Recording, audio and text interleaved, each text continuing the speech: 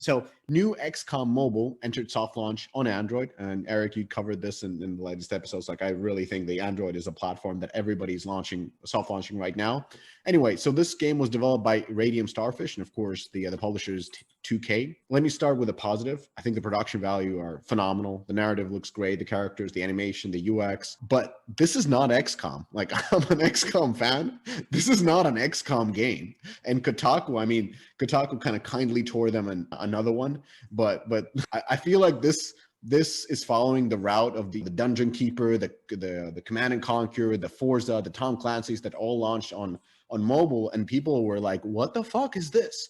And I think it's really kind of sad because you see the developer doing really good work on execution, and they put in years of development, and that gets turned into a bunch of like 1 to 2 star reviews because people like myself who have been playing XCOM since, I don't remember, was it launched on Commodore or whatever it was launched on, putting 1 and 2 star reviews and hating the game because it's not XCOM, and you're telling me this is XCOM, but this is not. This is like your basic turn-based RPG on mobile. So I don't know. It's really sad.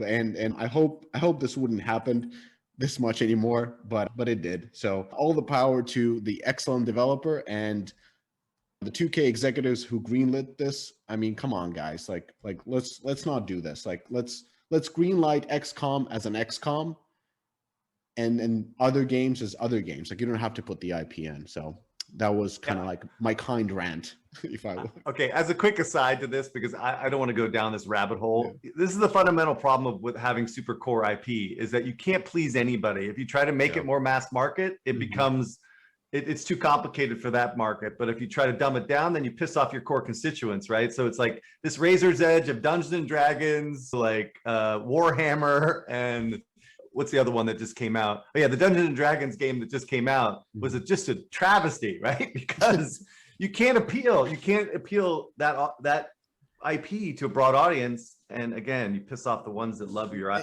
thing by making it stupid, and dumbed down. I understand this decision making because it's like the Star Wars game that EA published, the Galaxy of Heroes.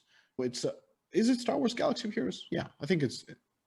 Anyways, the super successful Star Wars RPG game, it makes sense. Like they had the Star Wars IP, they tried to do something different, and to my understanding, they just kind of went back and put in the basic turn-based RPG into it, and it worked really well. Because when you're playing a Star Wars game, it's not like you're expecting a certain genre, a certain gameplay.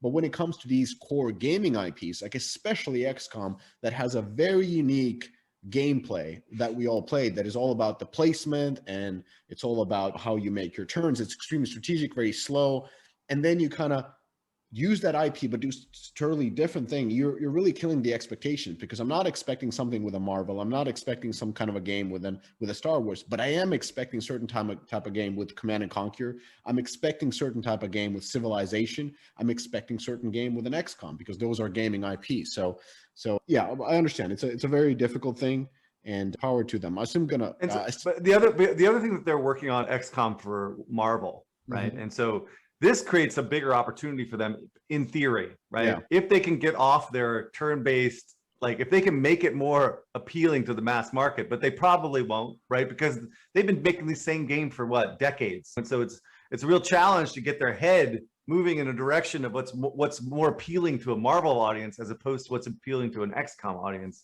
And so again, this is the problem with the IP and the gameplay itself is by definition core, and they're trying to make it more mass, but it's just always a challenge. I do have to say that next games, when they had the Walking Dead game, that was the closest towards XCOM that I've seen on mobile. Like it was a lot of about placement and luck. So I think it was kind of weird that they didn't copy something from that and go a little bit deeper. But they have too much creative integrity of copying someone else, right? Yeah. So that. Yeah, but Miska, I'm surprised you called that Kotaku review kind, because that was just like a shred, right? Like that was they just like shredded them, dude. Yeah, shredded them. Like they were just waiting for that game to launch so that they could dunk. that was a half.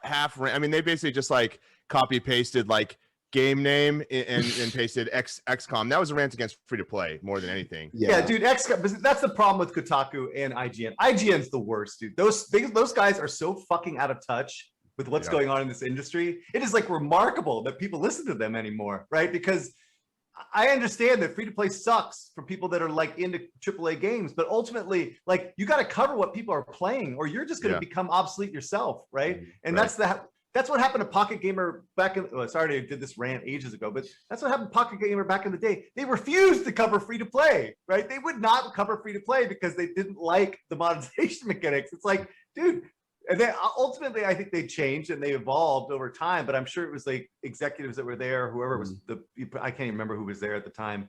But anyway, it's the same thing with IGN and Kotaku. Get off your high horse and embrace the market, right? Call of Duty, FIFA, Madden, like everybody's going this direction, and you guys are sitting there bitching and moaning about it. And I can't even listen to IGN anymore. Actually, Kotaku's okay, but IGN is just. Those guys are just so pompous and arrogant. Oh, I think Kotaku is worse. They're the most like sort of philosophically opposed to free to play. And it's just like this. And then like there was a good Twitter thread from somebody I can't remember the company, but somebody was just kind of went point by point through the Kotaku article and just sort of like refuted or just at least offered a counterpoint to each of the arguments. And it's like ultimately like anytime you engage on this topic with someone who just ideologically finds the free-to-play model offensive, it all comes down to like, well, it's manipulation and it's gambling and it's you're manipulating people and you're causing like reactions in their brain where they can't help. It's like, give me a break.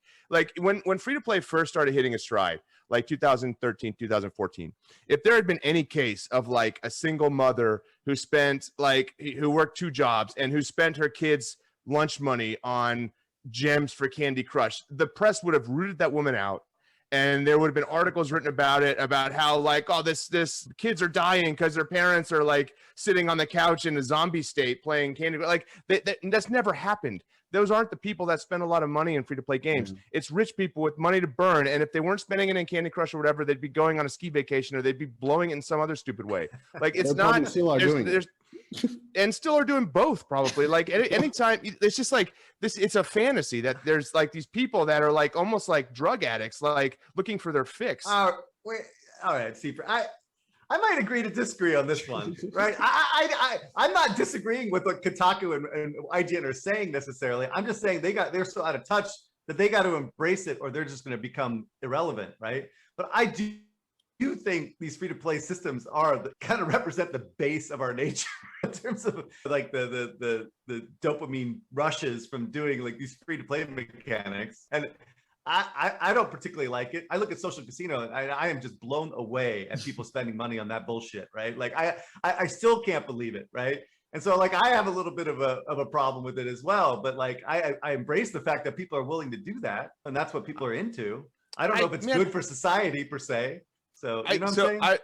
I maybe, but I wrote an article about this like years and years ago when South Park did the free to play episode, and I just looked up like every single thing that the press like attacks as being like a dopamine release catalyst, right? So there was an article, cupcakes could be as addictive as cocaine because they release dopamine. Love.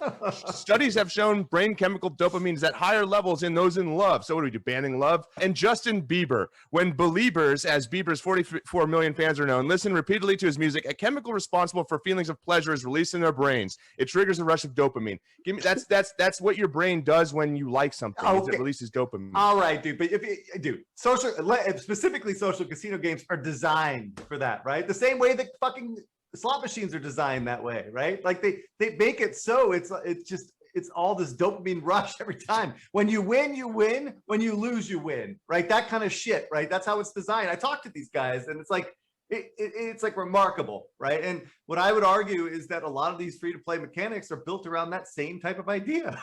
So it's like, I don't know, you build a better mousetrap, right? And so, but this is not what we're talking about. Let's move on.